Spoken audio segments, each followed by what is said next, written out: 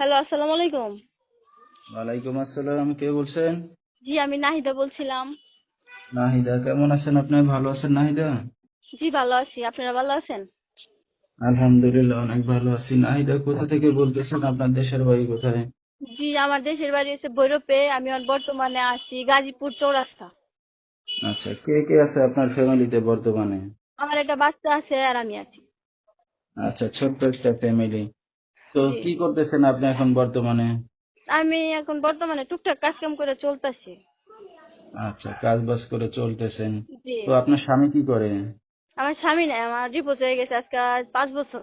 আমার বাচ্চার বয়সও 5 বছর, আমার ডিভোর্সের বয়সও 5 বছর। আচ্ছা, তো দর্শক শুনতে থাকুন আজকে নাহিদার জীবনের গল্পগুলো। ধৈর্য সহকারে ফুল ভিডিওটি দেখলে মোবাইল নাম্বার পেয়ে যাবেন, সরাসরি যোগাযোগ করতে পারবেন নাহিদার সাথে। তো নাহিদ, আপনার বাবা মা কই? আমার মা মারা গেছে আজকে 5, 6, 7 বছর। আর আমার বাবা আমার মার পেটে থুয়ে মারা গেছে। আমি আমার খালার কাছে থেকে মানুষ হয়েছি। আচ্ছা আচ্ছা। তো আপনার আর কোনো ভাই বোন আছে না আপনি একাই?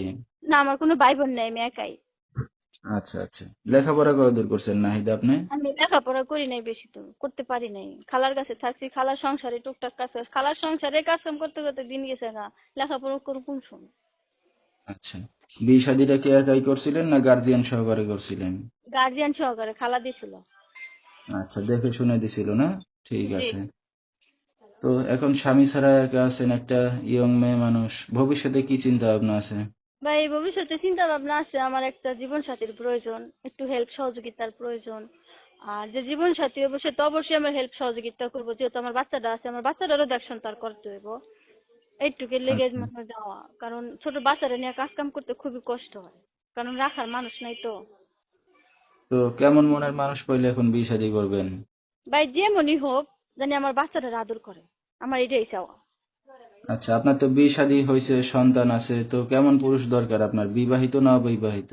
আমার বিবাহিত পুরুষই দরকার, যেমন যে কারোর বউ মারা গেছে, সেগুলি হলে ভালো হয়। কেলে যারা বউ মারা গেছে তারা বাচ্চা আদর করবো, বউরও আদর করবো।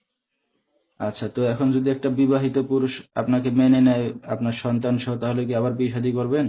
ভাই, যদি আমার বাচ্চাটা শুদ্ধ একটা বিবাহিত পুরুষ যদি মাইনে নেয়, অবশ্যই বিয়ে শাদী করবো, কেন করবো না? সে যদি দুইটা বউ চালাইতে পারে, আমার তো কোনো সমস্যা নেই।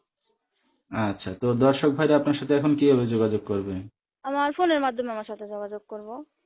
নাম্বারটা বলতে পারবেন আপনি? না, না। আচ্ছা, তো দর্শক নাম্বারটা বলেছি, এই নাম্বারে যোগাযোগ করলে নাহিদাকে পেয়ে যাবেন। যেহেতু বাবা মা নাই, একটা এতিম গরিব ঘরের মেয়ে, বিয়ের পরে স্বামীও ফেলে চলে গেছে, তার একটা বাচ্চা আছে। তো এই সন্তান সহ কেউ যদি তার দায়িত্ব নিতে চান, বিবাহিত অবিবাহিত সমস্যা নাই, বয়স বেশি হলে সে রাজি আছে।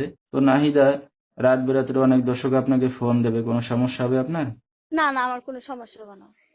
আচ্ছা, তো দর্শক বিস্তারিত জানতে সরাসরি ফোন করবেন, ভিডিওর স্ক্রিনে নাম্বারটা পেয়ে যাবেন। আজকের মতো এখানেই শেষ করছি। আসসালামু আলাইকুম।